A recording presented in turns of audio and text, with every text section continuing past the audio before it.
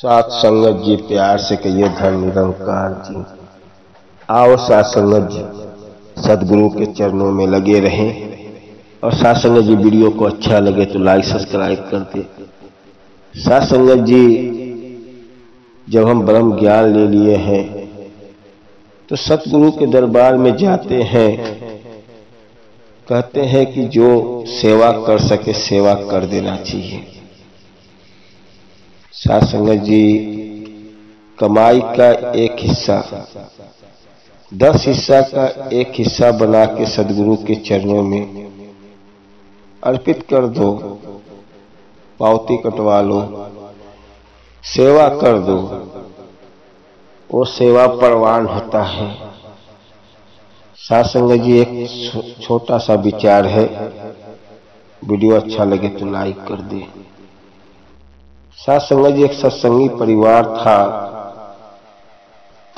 पहले गरीबी बहुत थी, 10-20 रुपया जो भी कमाता था उसका 10 सिक्का करके एक सिक्का निकाल लेता था और गले में डाल के महीने में सदगुरु के दरबार में जाके पावती कटवा लेता था। 10 साल का उसका बालक था, हमेशा माँ को देखता था, माँ तो ये क्या करती है।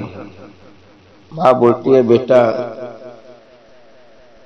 हम जो भी कमाई करते हैं एक हिस्सा गुरु का भी होता है।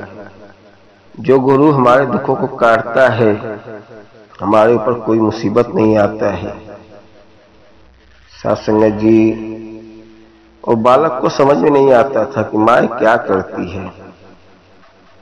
धीरे धीरे गरीबी कम होते गई और अपने बच्चे को पढ़ाया लिखाया।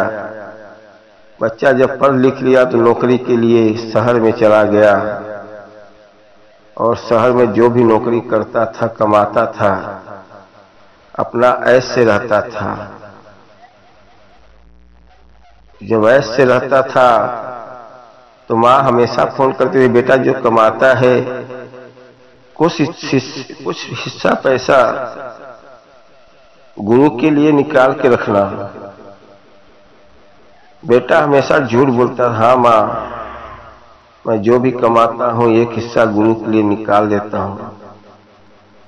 लेकिन घमंड करता था कि मैं इतना पैसा कमाता हूँ, ये सब गुरु को देना कोई बात नहीं है।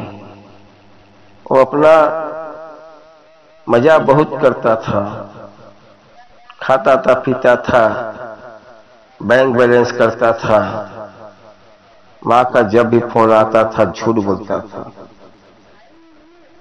एक दिन ऐसा हुआ कि बीमार पड़ गया तो दवा शुरू हो गया। जब दवा शुरू हो गया तो डॉक्टर के पास गया।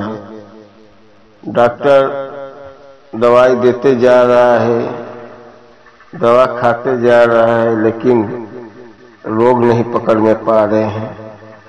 डॉक्टर ने उससे बोला सीटी स्कैन निकालना पड़ेगा।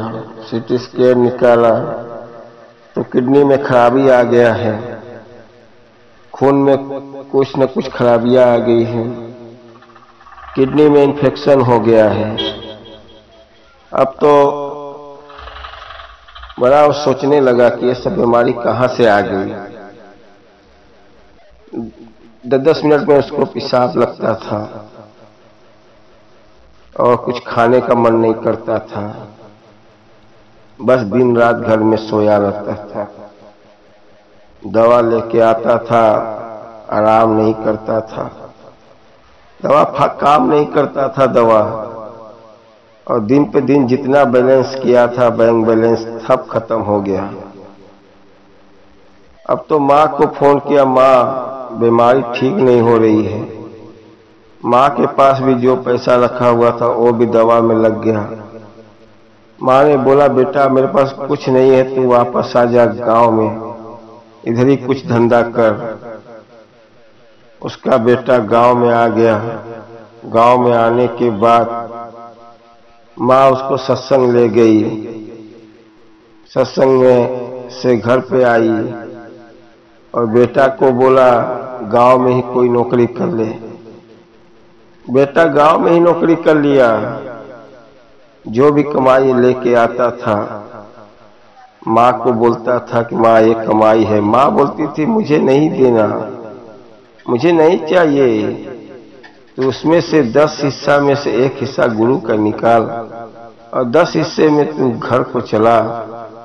मुझे पैसे की जरूरत नहीं है, लेकिन जो गुरु का हक होता है वो निकाल। और वो बेटा भी सत्संग जाने लगा,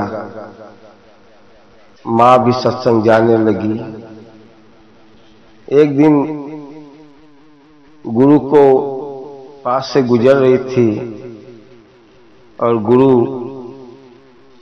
उस बालक को देखा, बेटा को, और माँ को देख के मुस्कुराने लगे।